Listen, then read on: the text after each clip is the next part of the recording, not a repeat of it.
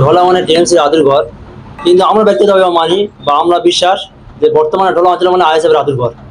এবার আমরা দেখলাম কিছুদিন আগে আমাদের ভাইজানকে জোর জবরদস্তি হেনস্থা করে অ্যারেস্ট করলো, কিন্তু এই দিদি কদিন আগে নাটক, কারণ 26-এ ভোট নিজে দিবস আমরা দেখছে।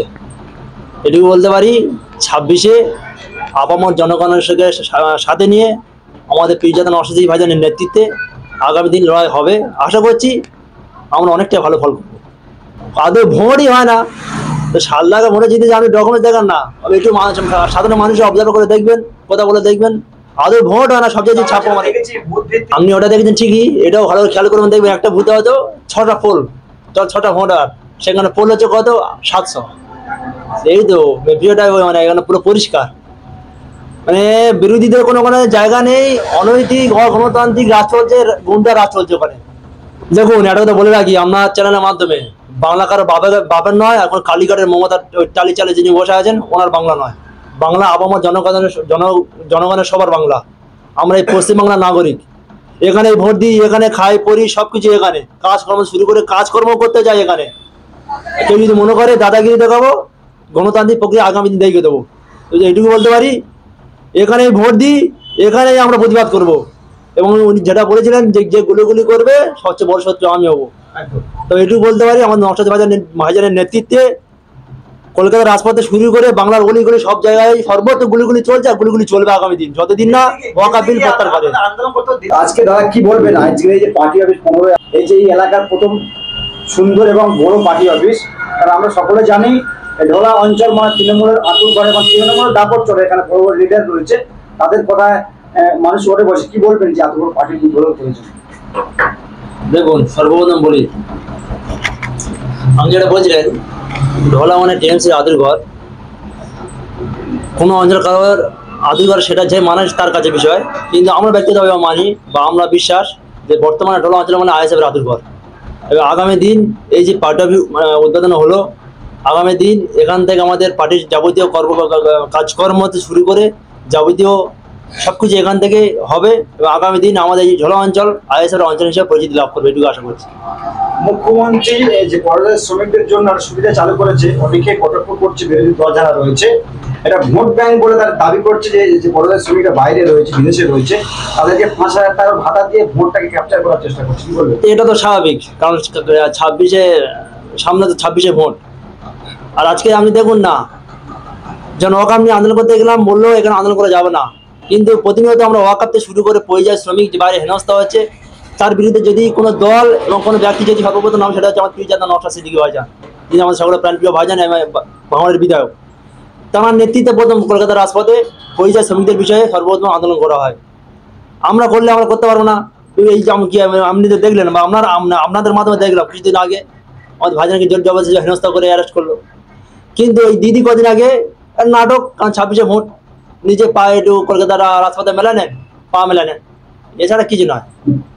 অনেকে বলছে 26-এ যে 2021 যে আসন নিয়ে তৃণমূল কংগ্রেস সরকারে এসেছিল, তার থেকে বেশি আসন নিয়ে সরকারে আসবে। কি বলবেন? ওরা দিবস আমরা দেখছে। এটুকু বলতে পারি 26-এ আপামর জনগণের সাথে নিয়ে আমাদের পীরজাদা নওশাদ ভাইজানের নেতৃত্বে আগামী দিন লড়াই হবে। আশা করছি আমরা অনেকটা ভালো ফল করবো। কেননা লোকসভা অভিষেক বন্দ্যোপাধ্যায়, যাকে বলা হয় বীর, এবং তাকে অনেক কিছু তাকমা দেওয়া হয়, বা যারা শাসক দলে রয়েছে তারা বলে আমাদের সেনাপতি। তো সেই সেনাপতির লোকসভা কেন্দ্রে ভোট হয়েছিল, 7 লাখ বেশি ভোটে তিনি জয়ী হয়েছিলেন। অনেকে মানতে চায়, এটাকে মেনে নিতে পারছে না, কিন্তু আমরা দেখলাম গতকাল তিনি হাইকোর্টে গিয়েছেন। কি বলবেন?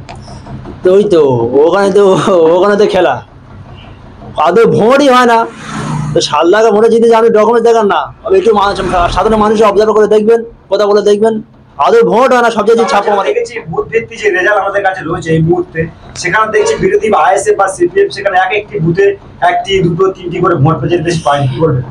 আপনি ওটা দেখেছেন ঠিকই, এটাও ভালো খেয়াল করবেন, দেখবেন একটা বুথে হয়তো 6টা পোল, 6টা ভোটার, সেখানে পোল হচ্ছে কত 700।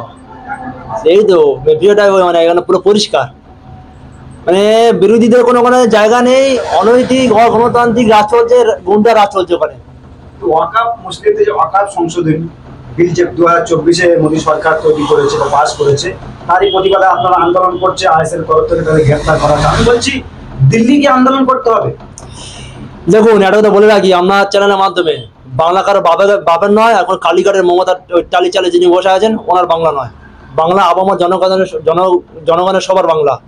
আমরা এই পশ্চিমবাংলার নাগরিক, এখানে ভোট দিই, এখানে খাই পড়ি, সবকিছু এখানে কাজকর্ম শুরু করে কাজকর্ম করতে যাই এখানে। কেউ যদি মনে করে দাদাগিরি দেখাবো, গণতান্ত্রিক প্রক্রিয়া আগামী দিন দেখিয়ে দেবো। তো এইটুকু বলতে পারি, এখানেই ভোট দিই, এখানেই আমরা প্রতিবাদ করব। এবং উনি যেটা বলেছিলেন যে যে গুলিগুলি করবে সবচেয়ে বড় শত্রু আমি হবো। তো এটুকু বলতে পারি, আমার নওশাদ ভাইজানের নেতৃত্বে কলকাতার রাজপথে শুরু করে বাংলার গলিগুলি সব জায়গায় সর্বত্র গুলিগুলি চলছে, আর গুলিগুলি চলবে আগামী দিন, যতদিন না ওয়াকাফ বিল প্রত্যাহার করে। আন্দোলন করতে দিল্লিতে গিয়ে তারই তো তিনি দেখালেন যে বাংলা আন্দোলন করলে আমি সবচেয়ে বড় শত্রু, আপাতত গ্রেপ্তার করা হবে। দেখুন উনি মাননীয় হয় কি বলবো না বলুন, উনি নিজেই ওনার কথা ভাঙছে। উনি কিছুদিন বলার ঠিক পরে মুহূর্তে বাংলা পরিযায়ী শ্রমিকদের বাইরে রাজ্যে হেনস্থা আছে, উনি বাংলা কেন আন্দোলন করবে? ও উনি করলে ঠিক আছে, আমরা করলে আমার দোষ। তবে এটুকু বলতে পারি, উনি যতই চমকাক ধমকাক আর যত জেল জরিমানা যাই করুন না কেন, আমাদের সকলের প্রাণপ্রিয় ভাইজান ছোট ভাইজান নেতৃত্বে কাকদ্বীপ থেকে কোচবিহার প্রত্যেকটা জায়গা অলিগুলি যে শুরু করে বাংলার রাজপথে যতদিন না ওয়াকাফ আইন প্রত্যাহার চলছে, তার সঙ্গে পরিযায়ী শ্রমিকদের হেনস্থা বন্ধ হচ্ছে, আমরা আনুষঙ্গিক আর বিষয় আছে যে এসআইয়ের নামে নাগরিক হয়রানি, ওই সর্বত্র আমাদের গুলিগুলি চলবে। যদি কেউ আটকানো আপত্তি নেই, সেটা আমরা আইনের মাধ্যমে বুঝে নেব। পশ্চিমবাংলার ক্ষেত্রে 294টা সিট রয়েছে, বিজেপি 77টা প্লাস রয়েছে। আইএসএফ এর তরফ থেকে একটা সিট সংযুক্ত মোর্চা দ্বারা জয়ী হয়েছিল ভাঙড় থেকে। এই ভাঙড়ে মুখ্যমন্ত্রী ফোকাস দিয়েছেন এবং শওকত মোল্লাকে ক্যানিং পরিবেশিত শওকত মোল্লাকে সেখানে অবজারভার করেছে। সেখানে দেখছি আমরা ভোট পরিপ্রেক্ষিতে আপনারা যে অভিযোগ করেন মাইলকে মাইল ঘর ভেঙে দেওয়া জিসিপি গাড়ি এমন বুলডোজার চলেছে, সেই শওকত মোল্লা গত পরশুদিন তিনি বলছেন যে বোমা সিদ্দিকী ফুরফুরাতে এসে এখানে বোমা বাঁধে এবং বোমার সঙ্গে জড়িত রয়েছে, কি বলবেন?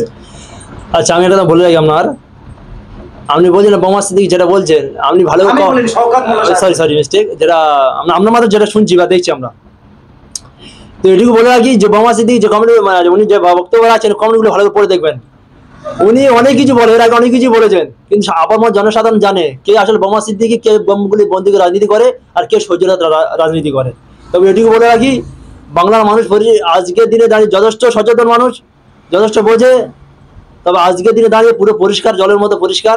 77টা আজকে বিজেপি এমএলএ, আপনি দেখুন না, যখন শুভেন্দু অধিকারী কলকাতার রাজপথে নবান্ন ছুটে যখন প্রোগ্রাম করছে, সেখানে পুলিশদের কি অমানবিক মার ধরতে শুরু করে মাথা লাথি মারাতে শুরু করে হাত টাত ভেঙে দেওয়া, পুলিশ গাড়ি জ্বালিয়ে দেওয়া। শুধু তাই নয়, মানে পুলিশদের আজ দেখছিলাম একটা কোস্তা বাচ্চি জুতো নিয়ে পুলিশের দেখাচ্ছে মারতে উঠছে, সেখানে তাদের বিরুদ্ধে কোনো কিছু নেই, বরং তাদের মিষ্টিমুখ করানো হচ্ছে, জামানত করানো হচ্ছে। আর যখন আমাদের সকলের প্রাণপ্রিয় ভাইজান শান্তিপূর্ণভাবে আমাদের ধর্ণা মঞ্চে গেলেন, সেটা আপনারা সবাই দেখলেন, আমাদের দেখলাম কি ঘটনা ঘটলো। যাকে আপনারা অভিযোগ করেন বা মানবাধিকার কমিশন থেকে তাকমা দিয়েছে পুরস্কার দুষ্কৃতী এবং notorious criminal, set certificate Naushad Siddiqui. এটা বলি শুনুন না, ছোট ভাইজান কিছু বলবো না, ছোট ভাইজান ওরা হিংসা রাজনীতি করার না, আমাদের শেখান না। আমরা হচ্ছে ভাইজানের সৈনিক, সৌজন্যতার রাজনীতি পছন্দ করি, সংবিধানকে পাথেয় করে রাজনীতি করি। কে কোন এই যে দেখুন নটোরিয়াস ক্রিমিনাল কিন্তু আমরা বলিনি। সুতরাং কে নটোরিয়াস ক্রিমিনাল কে কি বললো, আর আমি তো ব্যক্তিগত মনে করি ওনা হচ্ছে দোকান কাটা, কোনো লাজ লজ্জা বলে কিছু নেই। মানে মিথ্যে কথাকে এমনভাবে প্রেজেন্ট করে, মানে কি বলবো, আর দেখে ভাবি আর অবাক হই। তো ওসব ক্রিমিনালদের কথা আমরা আমাদের দল প্রাণপ্রিয় ভাইজান ওটা মাথায় প্রাধান্য দেন না, গুরুত্ব দেন না, কে কত কি বলবে। তবে আগামী দিন এটুকু মনে করি 26 লড়াই মানে ওই তো বিজেপির বলে টিএমসির সঙ্গে সেটিং, আর টিএমসিরা বলে বিজেপির দালাল। তো এই ভাইজান সব জায়গায় বলেন কোন জায়গায় কি আছে প্রমাণ সর্বে দেখান না, অনেক হাতবাজি দেবে, অনেক কিছু করবে। তবে বাংলার মানুষ যথেষ্ট সচেতন, আগামী দিন 2026-এ আগামী দিনে মানুষ বুঝে দেবে। আপনার শঙ্করপুর অঞ্চলে আপনি যদি ওখানে থাকেন, আপনার শঙ্করপুর অঞ্চলে যে অভিযোগ আসছে ওখানে আইএসএফ বলে কিছু তৃণমূল জয়েন করে ঘরটা কিভাবে করবে? আচ্ছা এটা বলি আপনার, কিছুদিন আগে আমাদের ভাইজানকে অ্যারেস্ট করেছিল, তার ঠিক আধা ঘন্টার মধ্যে একটা প্রোগ্রাম নামিয়েছিলাম। তো সেটা আপনার চ্যানেলের মধ্যে আপনি দেখিয়েছিলেন, কেউ আছে কি কেউ নেই। তবে এটুকু বলছি আজকের আগামী দিন কিছু তো নেই বলছে, পঞ্চায়েতের সামনে বিধানসভা ভোট আছে, কেউ কি আছে কি নেই আগামী দেখে দেবো। ডায়লগ মারা পছন্দ করি না আমি ব্যক্তিগতভাবে, আগামী দিন দেখে দেবো কেউ আছে। আমার নাম তাজউদ্দিন গাজী, আমি রাজনীতি সভাটা পরে দেখি এবং শঙ্করপুর অঞ্চলের কনভেনার।